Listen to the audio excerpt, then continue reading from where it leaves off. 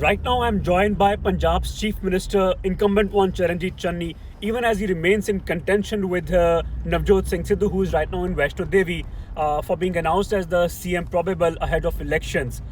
We are on his home turf, Makrana Kala, where he was born, and he has just attended two sessions inside Gurdwara, where he has addressed public rally. मैं और नवजोत सिंह सिद्धू दोनों ने मिलकर राहुल गांधी जी से request की है कि वो किसी को भी या किसी और को भी चेहरा डिक्लेयर करें। सिद्धू साहब ने खुद कहा है कि मुद्दा या चेहरे पे इलेक्शन लड़ी जाती तो वो हम चेहरे पे लड़ना चाहते हैं। और ये भी कहा है, मैंने भी और उन्होंने भी, बल्कि स्टेज पे कहा है in the presence of Rahul Gandhi कि किसी को भी आप चेहरा डिक्लेयर करोगे हम उसके साथ चलेंगे। तो मुझे यकीन है कि जो सिद्धू हैं वो अपने वचन के पक्के आदमी हैं और उन्होंने हमेशा वो कहते भी हैं कि मेरी ज़बान कट सकती है लेकिन मैं पीछे नहीं हट सकता, जो मैंने बोल दिया। जब आप लोग अपोजिशन में थे, आपकी फ़ोटोज़ बड़ी वायरल होती थी राहुल जी के साथ में मिलने के लिए। आप और अरुणा चौधरी जी दोनों जाया करते थे, because both of you are prominent Dalit faces. क्या उसका ही बेनिफिट मिला आपको दलित फेस होने का और उस दौर में विजिट करने का कि आपको सीएम बनाया गया? और आगे आने वाले समय में दलित वर्सेस, अगर मैं जट की पॉलिटिक्स कहूँ, क्योंकि 32% से ज़्यादा वोट होना मायने तो रखता है, तो आपको लगता है कि आप दलित को वो कर पाएंगे और जाटों को शायद आप इग्नोर कर पाएँ? मुझे जट वोट ज़्यादा मिलती, मेरे क्षेत्र में बहुत जट हैं। कितना ये परसेंट? कास्ट से मैं बंदे को नहीं देता हूँ, ना ही मैं खुद अपने को कास्ट से प्रोजेक्ट करता हूँ। जट वोट कितना मिलता होगा अगर मिलता? मुझे मेजॉरिटी जट वोट मिलती है और मैं 3 बार म्यूनसिपल काउंसिल का मेंबर बना, Correct. तीनों बार जनक सीट से बना हूँ। तो मैं सेकुलर हूँ, मैं जातिवाद या धर्म की राजनीति नहीं करता। आपने 2 सीट्स क्यों चूज़ करी? सवाल तो एक जर्नलिस्ट के मन में ये आता ही है ना कि आपने शायद सेफ पैसेज के लिए चूज़ करी कि कहीं ना कहीं अगर यहाँ पे एंटी इनकम्बेंसी हो जाए, आफ्टर ऑल 10 साल आप यहाँ से एक बार ही जीतते हुए आ रहे हैं और कैप्टन का रेजीम है वो आपकी फेवर में नहीं गया, ना कि इन लोगों के, तो आपको लगता है कि वो आपने इसीलिए चूज़ किया क्योंकि सेफ पैसेज एक मिल जाता कि हम अगर यहाँ से बाई चांस हारते हैं? क्योंकि ये बात तो है कि आपको अगर कांग्रेस सीएम पे उतारती है तो वो आपको चाहेगी ज़रूर कि दूसरी सीट से आप जीते ही जीते, और वो दूसरी सीट तो वो वहीं से बन सकती है। रोहन दुआ जी बड़ी घुमाते हो बात को। एक्चुअली बात ये है कि यहाँ से तो मैं बहुत कंफर्टेबल हूँ। जो दूसरी सीट चुनी गई है वो वहाँ 50 साल में एक ही बार कांग्रेस जीती है। सबसे टफेस्ट सीट है कांग्रेस के लिए और मुझे मालवा में भेजा गया है। मेरा अपना मन है, क्योंकि आपको पता है मैं तो समाज सेवी तरीके से मिशनरी आदमी हूँ। मैं मालवा को ऊपर उठाना चाहता हूँ और मालवा में डेवलपमेंट वर्क नहीं हुए, गांव की हालात बहुत ख़राब। लेकिन सरकार तो आप ही की थी सर, और कैप्टन अमरिंदर मालवा से आते हैं। यही तो मैं कह रहा हूँ, कैप्टन भी वहीं से थे, प्रकाश सिंह बादल भी थे, लेकिन दीवे के नीचे अंधेरा रहा ना, दिए के नीचे, तो अब वो अंधेरा हटाना है और पार्टी को आगे लेकर जाना है। जब आपके नेफ्यू के घर में इन्होंने 10 करोड़ कैश की रिकवरी करी, आपके ऊपर एलिगेशंस लगे that it was your family member after all, and I have known you have enjoyed a very spotless and blemish free career.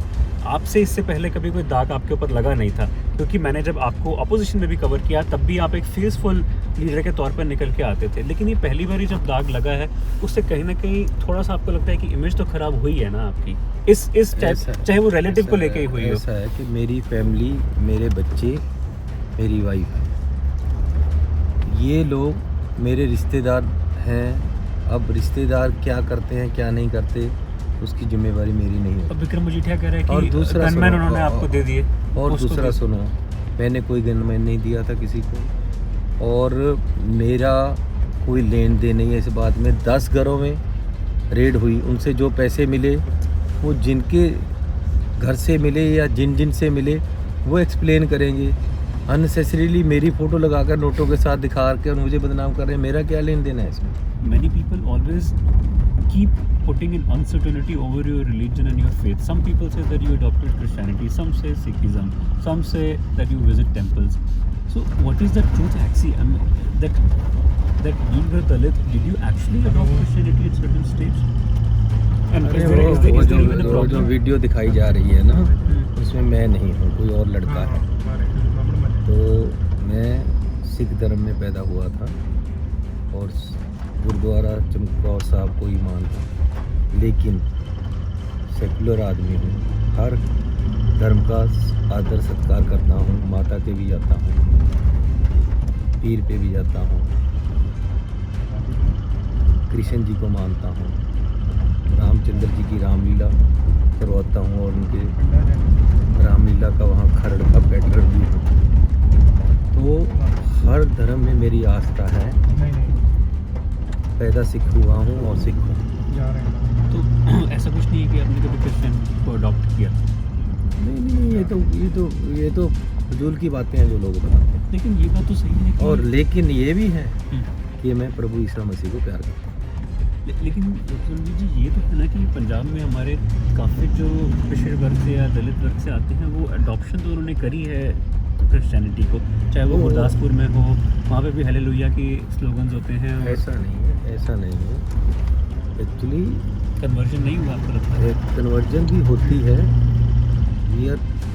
हर कोई फ्री है, किसी भी धर्म को मान सकता है। बट सिखिज्म का लोगों को कन्वर्ट होना यहाँ पे वाजिब है या नहीं? तो ये सिखों को सोचना चाहिए, हमें सोचना चाहिए कि हमारे में गलती क्या है, क्यों हमें लोग छोड़कर दूसरे में जाते हैं। ये SGPC का काम है। SGPC सोचे क्यों कोई कन्वर्ट हो रहा है, उसको अगर पूरा प्यार नहीं मिलता है तो वो दूसरी तरफ जाता है। तो हमें हर किसी को अपनी बुक्कड़ में रखना चाहिए, प्यार देना चाहिए। धर्म प्यार है। अगर प्यार नहीं मिलेगा, इनसिक्योरिटी होगी, डोमिनेंस हो जाएगी किसी और की, तो लोग जाएंगे। पंजाब पुलिस को शायद ही किसी ने इतनी करीबी से देखा हो जितनी मैं, चाहे वो अकाली दल का 10 साल का टेन्योर हो। एक आपसे एक कॉन्ट्रोवर्शियल सवाल ज़रूर पूछूंगा, क्योंकि मेरे दिल के बड़े करीब रहती है पंजाब पुलिस, और मैंने ही शायद जितना एक्सपोज किया है उतना शायद किसी ने इतना गट से ना किया हो, चाहे वो सुमित सिंह सैनी का दौर हो या सुरेश अरोड़ा, दिनकर गुप्ता का। और इन सबको मैंने एक्सपोज किया जहाँ जहाँ पे भी स्कैंडल हुए। सवाल इसलिए पूछ रहा हूँ because this question is very important concerning the national security. When Prime Minister's cavalcade was passing through Firozpur, their contention is that they tried to call you up several times but you did not respond. I'm not too sure whether this is true or not, but when you say that you were not aware of the Prime Minister's cavalcade passing through that route towards Hossainiwala, I am in possession of 4 notes which were written by the ADGP Intelligence and Security, which said that they had alerted your government, including you, 3 days before January 1, January 2, January 3, 3 times that alternate route can be taken by that. फिर भी वहाँ पे farmers को बिठाया गया और prime minister को insult की गई। आप ऐसे कैसे कह सकते हो कि फार्मर्स को बिठाया गया? वहाँ रूट ही नहीं था PM साहब का, और उस रूट से बहुत आगे लोग बैठे एकदम आकर, और उन्होंने एजिटेशन किया। बहुत थोड़े लोग थे, लेकिन पहले ही पता चल गया कि आगे कोई एजिटेटर आकर बैठ गए, तो PM साहब का काफिला रुक गया और वहाँ से वापस चला गया। उनके नज़दीक कोई नहीं आया, किसी ने साथ आके नारा नहीं मारा, किसी ने कंकर नहीं फेंका, तो उसमें क्या गलत हुआ? लेकिन नहीं, मैं सिर्फ एज अ डेविल्स एडवोकेट आपसे पूछ रहा हूँ। लेकिन कहा यह जाता है कि आपने और सुखजिंदर रंधावा या किसी और पिंकी ने, परमिंदर पिंकी ने, तीनों ने मिलकर ये सलाह करी कि नहीं, PM की रैली को रोका जाए, PM के कैवलकेड को एम्बैरेस किया जाए। और अगर चाहती तो SSP तो बोल ही सकते थे, क्योंकि गजेंद्र शेखावत साहब तो सिद्धार्थ चट्टोपाध्याय के साथ में बैठे हुए थे, तो कम्युनिकेशन तो जा रहा था कि पुलिस को कि वहाँ पे रास्ता खाली कराया जाए, और 3 बार ये अलर्ट गए, तो वो रास्ता क्यों नहीं खाली हुआ? ये सवाल था सर। टोटल कंट्रोल SPG ने ले रखा था, BSF वहाँ थी, और शेखावत जी उसको सारे को मॉनिटर कर रहे थे। लोकल लीडर्स का ये कहना है, मानना है कहीं ना कहीं पंजाब पुलिस, क्योंकि जब कोर्ट केस देख रही है कि जब U-टर्न हुआ ना CM साहब, तो ये थी प्रोबेबिलिटी कि इसीलिए U-टर्न हुआ कि पंजाब पुलिस ने आगे इन्फॉर्म ही नहीं किया कि फार्मर्स हैं। जब गाड़ियाँ पहुंच गई SPG की, तब जाके उन्होंने बताया कि हम रूट नहीं क्लियर कर सकते। तो वो मानना ये है कि पंजाब पुलिस आपके कहने पे ये कर रही थी कि हम फार्मर्स को वहाँ पे बिठा देते हैं ताकि PM ह्यूमिलेट होकर यहाँ से वापस जाए। अननेसेसरीली एलिगेशन नहीं लगाने चाहिए। कई हज़ार आदमी BSF का, कई हज़ार आदमी SPG का वहाँ पहले से पहुँचा हुआ था। ओके। और BJP के लीडर और मंत्री जी उसको मॉनिटर कर रहे थे हर चीज़ को। मैंने इनको इंडिविजुअली कवर किया, चाहे वो कैप्टन अमरिंदर का दौर हो, उस समय एक बड़ा स्कैंडल हुआ, और अकाली दल के टाइम पे भी स्कैंडल हुआ ड्रग्स का, और फिर अमरिंदर के टाइम पे भी राणा गुरजीत को लेके माइनिंग का स्कैंडल हुआ। लेकिन मेरे को आपसे ये सवाल ज़रूर पूछना है, क्योंकि मैंने वो माइनिंग का स्कैम खोला, आपने फिर राणा गुरजीत को वापस कैबिनेट में ज़रूर लिया, वो क्यों लिया, वो मैं सिर्फ जानना चाहता हूँ। ऐसा है कि राणा गुरजीत का उसमें लेन देन नहीं था। कैप्टन अमरिंदर सिंह नहीं चाहता था कोई भी जट सिख जिसके पास पैसा हो, पावरफुल हो, वो आगे आए। तो उसको डाउन करने के लिए कैप्टन अमरिंदर सिंह ने वो टोटल माइनिंग को कंट्रोवर्सी स्क्रैप कर दिया। वो टोटल कंट्रोवर्सी वो उन्होंने शुरू की थी और उसमें सच्चाई नहीं थी। कैप्टन अमरिंदर सिंह इस चीज़ के मास्टर हैं कि वो किसी को भी स्कैंडलस बना देते हैं।